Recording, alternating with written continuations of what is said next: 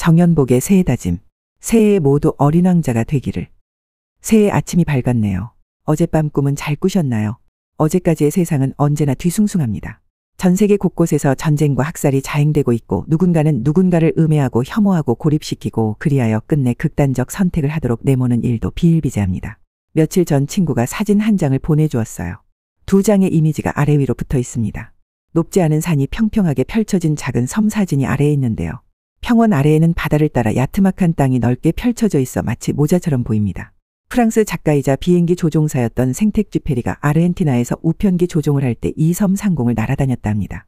섬 사진 위에는 생텍쥐페리가 그린 그림이 있는데요. 속이 훤히 보이는 보아뱀 뱃속에 코끼리가 그려진 바로 그 그림입니다.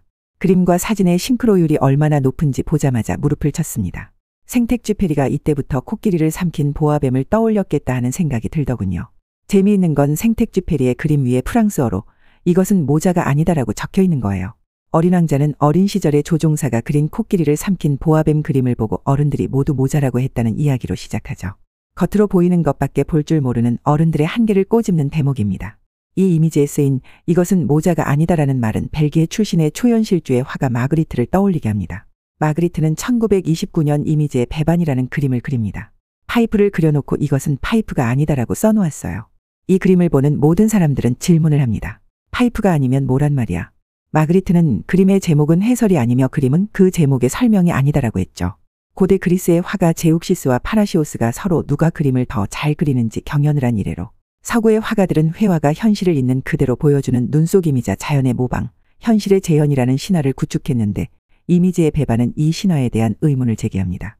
그는 보이는 사물은 언제나 보이는 다른 사물을 가리고 있다. 그러나 보이는 이미지는 아무것도 가리고 있지 않다고 말을 하죠. 눈에 보이는 것이 다가 아니라 다르게 볼 줄 알아야 하고 그 너머를 봐야 한다는 점에서 마그리트와 생텍쥐페리는 통합니다. 새해를 맞이하여 사랑과 책임의 아름다움을 들려준 어린 왕자를 다시 펼쳐봅니다. 어린 왕자는 우리 주변에 늘 함께 해온 기분이 듭니다. 누구나 이를 알고 있고 읽었다고 생각하죠.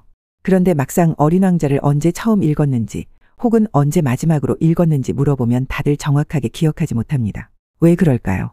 그리고 많은 경우 되묻습니다. 어린 왕자는 도대체 왜 그렇게 유명한 거예요?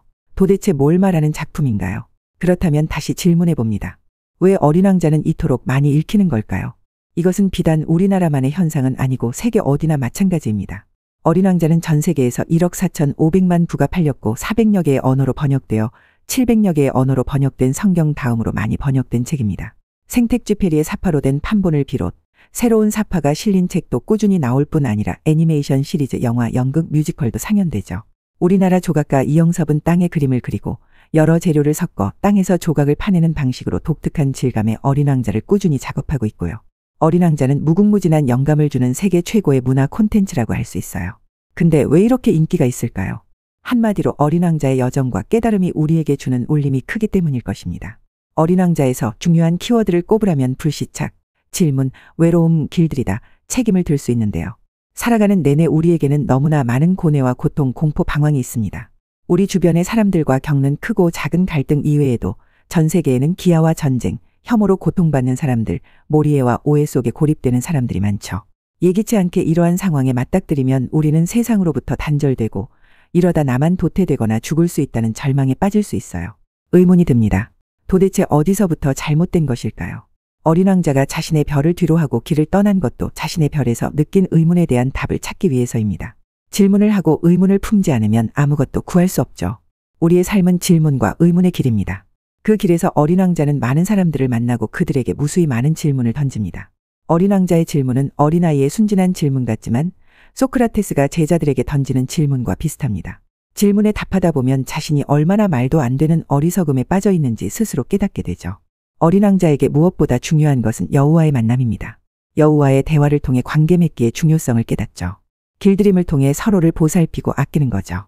이 과정은 나의 외로움을 극복하면서 나는 혼자가 아니라 너와 연결되어 있고 우리가 함께하는 세상을 만들어가는 시간입니다. 인간은 모두가 혼자입니다. 그러나 혼자인 우리 모두는 보이지 않는 사랑과 염려와 응원과 돌봄으로 연결되어 있어요. 우리는 모두의 염려와 배려 속에 이렇게 새로운 시간을 맞이하고 새로운 길을 걸어갈 수 있는 겁니다. 감사하는 마음으로 우리 주변의 모든 생명과 환경을 염려하고 돌보며 새 출발을 다짐해보는 아침입니다. 더 칼럼니스트